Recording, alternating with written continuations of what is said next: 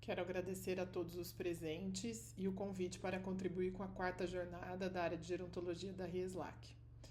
O meu objetivo será apresentar os conceitos relacionados à capacidade da pessoa idosa em realizar suas atividades do cotidiano, sabendo que compreender de forma ampla a funcionalidade nos permite contribuir na promoção do envelhecimento saudável.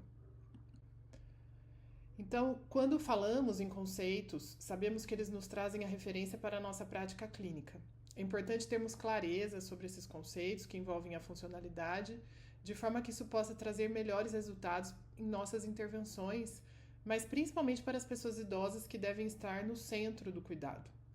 Então, os conceitos, embora eles sejam recortes parciais de uma realidade sempre mais complexa, e no caso das pessoas idosas isso ganha maior relevância, uma vez que na maioria das vezes nós gerenciamos casos complexos, eles também nos possibilitam evoluir no que tange a prática clínica. Eles refletem o pensamento social e mudam com o tempo. Então, compreendendo que a conceitualização ela é o ato ou efeito de formar um conceito a partir de ou acerca de algo, isso nos remete à ideia de processo, algo que se desenvolve com o tempo e que muda diante da observação, da prática e, sobretudo, das evidências. Atualmente, nós temos uma situação de saúde clara e definida, que é de conhecimento de muitos, e que nos traz inúmeros desafios, principalmente para o setor de saúde. As características do envelhecimento populacional e da transição epidemiológica e do estilo de vida, principalmente nos países de baixa e média renda, são marcadas por um cenário de desigualdade social, de preconceito, fragmentação do cuidado e insuficiência dos sistemas de saúde a atender essas necessidades. Então, ao olharmos os indicadores, nós sabemos que o ganho em expectativa de vida conquistado ao longo destes anos, ele não veio acompanhado necessariamente de melhores condições de saúde. E os dados do relatório da década do envelhecimento saudável nos mostram que houve aumento no número de anos vivendo com doenças e incapacidades. Então, diante desse cenário, nós podemos pensar em diversos aspectos, mas principalmente em como nós, profissionais de saúde, podemos contribuir com essa realidade. Então, diminuir esse espaço entre a expectativa de vida e a expectativa de vida saudável. E considerando que o número de anos vividos com incapacidade aumentou 77% na última década na população com mais de 80 anos, que é a população, que é o contingente populacional que mais cresce de maneira expressiva, nós temos uma situação bastante importante a ser considerada. Então, o conceito de envelhecimento saudável, ele é bastante abrangente e compreende a complexidade do processo de envelhecimento, principalmente a considerar o contexto social, econômico do ambiente, e ele vem sendo aprimorado ao longo destes anos de forma bastante importante, a partir de 2015, com a publicação do Relatório Mundial sobre Envelhecimento e Saúde, publicado pela Organização Mundial de Saúde. Então, como podemos ver aqui, em uma tradução livre desse documento, nós temos um processo de desenvolvimento e manutenção da capacidade funcional que permita o bem-estar na velhice, ou seja, este é o conceito de envelhecimento saudável apresentado. À direita, nós temos o acesso ao site da Organização Pan-Americana de Saúde, que foi feito em 2022, em que ele traz um conceito mais abrangente e que foi melhor definido em 2024 a partir da apresentação de um conceito que vai abarcar de forma mais robusta todo esse processo e esse contexto em que o conceito de habilidade funcional ganha grande destaque. Então, aqui, a partir daqui, nós temos a percepção de que os conceitos são desenvolvidos ao longo do tempo e de forma processual.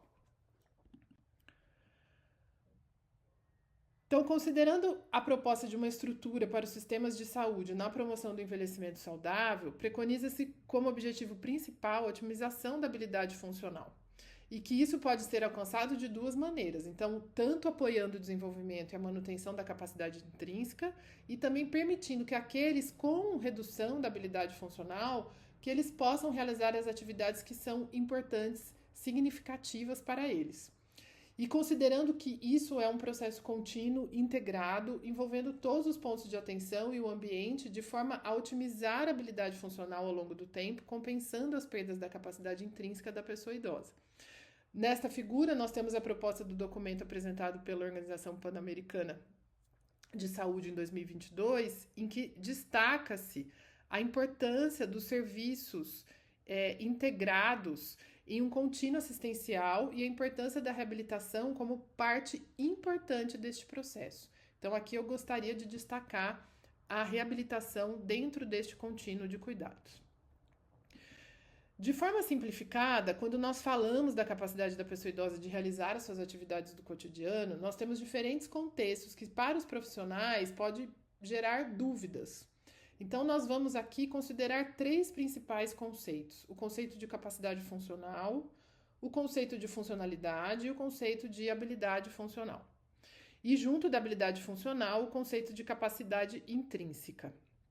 Então, uma busca no PubMed, ele nos permite identificar quais são os conceitos disponíveis na literatura hoje, quais os mais utilizados nas publicações, e podemos dar um destaque importante para o conceito de funcionalidade, seguido de habilidade funcional, de capacidade funcional e, consequentemente, de capacidade intrínseca, em relação ao número de estudos encontrados quando nós aplicamos estes conceitos na busca. E será que esses estudos eles apresentam uma mesma conceitualização e uma compreensão semelhante do objeto de estudo? Então, isso é algo importante de nós considerarmos neste contexto. Essa busca, quando realizada de forma mais aprofundada, nos permite identificar, então, que a capacidade funcional ela está associada, na maioria dos estudos, à aplicação de instrumentos para sua avaliação que investigam as atividades básicas de vida diária e as atividades instrumentais de vida diária, como Katz e Lawton. O conceito de funcionalidade ele está associado mais à Classificação Internacional de Funcionalidade, a CIF. O conceito de habilidade funcional, ele aparece em sua definição como a capacidade de satisfazer as necessidades básicas para garantir um adequado padrão de vida, a capacidade de aprender, crescer e tomar decisões, a capacidade de mobilidade, de construir e manter relacionamentos e de contribuir para a sociedade. Então, nós vemos aqui a habilidade funcional como um construto bastante amplo e que abrange a capacidade intrínseca que vai envolver as capacidades físicas e mentais dos indivíduos.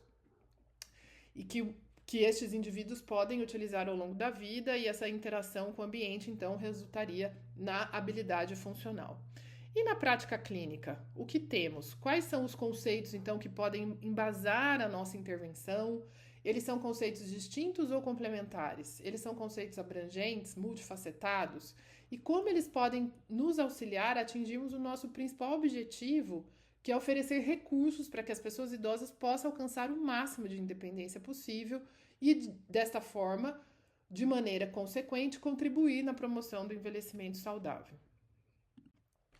Então, no Brasil, a regulamentação, a resolução que regulamenta a especialidade da fisioterapia em gerontologia define que a atribuição do especialista profissional planejar e executar medidas de prevenção e redução de risco, medidas de promoção de saúde, manutenção da capacidade funcional, além de prevenção de doenças, agravos no próprio processo de próprios do processo de envelhecimento, para a recuperação das funções, da limitação e das deficiências, buscando um estado de máxima funcionalidade. E nós temos como referência esse modelo apresentado pela APTA, que é um modelo de decisão compartilhada, que inicia na primeira consulta o processo de avaliação e mostra o quanto a avaliação, e aqui podemos fazer uma comparação à avaliação gerontológica, ela é fundamental para garantir um cuidado integrado e que atende às principais necessidades da pessoa idosa. Então, diante da avaliação, entendendo a avaliação como importante recurso de otimização da funcionalidade, da capacidade funcional, quais são as referências que nós utilizamos nessa avaliação? Então, nesse modelo apresentado pela APTA, uma das referências é a classificação de funcionalidade em capacidade de saúde, e ela demonstra a importância de se olhar para o modelo da CIF, considerando-se nesse processo a avaliação das funções e estrutura do corpo, das atividades e da participação para o indivíduo. Sendo assim, diante desses conceitos, nós temos também a referência como o RUDAS, proposto pela Organização Mundial de Saúde, e a partir da CIF para avaliação da capacidade intrínseca, um instrumento de rastreio que é recomendado principalmente para os serviços de atenção primária, que envolve a avaliação das capacidades físicas e mentais do indivíduo, que é de fácil aplicação e que irá nos permitir a construção de um plano de cuidados integrado. E é ressaltado que o monitoramento contínuo da capacidade intrínseca ele é fundamental na prevenção deste declínio e otimização da habilidade funcional. Então, embora esse seja um instrumento recomendado para a atenção primária à saúde, o profissional ele pode incorporá-lo em sua avaliação com este objetivo. Em 2024, ele foi atualizado, ainda sem tradução para o português, quando foram incorporados 2 novos componentes, então, a incontinência urinária e o suporte ao cuidado. Vale ressaltar aqui que ainda é um instrumento de uso limitado, ele carece de mais evidências e a Organização Mundial de Saúde estimula as ações de investigação neste campo. Nós temos nessa revisão sistemática a demonstração de que a capacidade intrínseca ela é um marcador de envelhecimento saudável e foi feita uma análise de estudos que utilizaram o instrumento de avaliação da capacidade intrínseca e que pôde ser observado é que 73% desses estudos indicaram um consenso geral sobre a definição de capacidade intrínseca. Mas os métodos para avaliá-la, eles foram diferentes entre os estudos. Então, 88% deles incluíram 5 domínios na avaliação e os demais 6 ou 7. Ou seja, eles não utilizaram os domínios preconizados pela Organização Mundial de Saúde. Então, foram considerados 33 estudos e, como conclusão, nós temos que existem possíveis déficits de capacidade intrínseca na primeira etapa dessa ferramenta, que pode comprometer a sensibilidade e a especificidade em comparação com o uso de testes validados e completos. Mas ela vem sendo utilizada em grandes estudos de referência. Aqui é importante destacar que a construção do conceito da capacidade intrínseca ele foi baseado em um padrão longitudinal consistente de processo contínuo de envelhecimento individual e que ele baseou-se na CIF para a construção do conceito da capacidade intrínseca. Então, a partir desta observação, eles falam que o perfil de risco ele não é medido numa única avaliação, né, e que é realizado em um momento específico, mas ele deve ser avaliado por meio de múltiplas observações do indivíduo ao longo do tempo. Então, enquanto uma manifestação clínica da doença, normalmente ela resulta num alerta e resposta médica, uma redução na capacidade intrínseca, ou seja, uma trajetória que foge do normal, do que é esperado para o processo de envelhecimento, ela pode levar a uma intervenção considerando as necessidades e as prioridades específicas desse indivíduo, mesmo na ausência de um fenótipo clínico específico. Ou seja, isso otimizaria esse cuidado. Então, o que nós observamos é que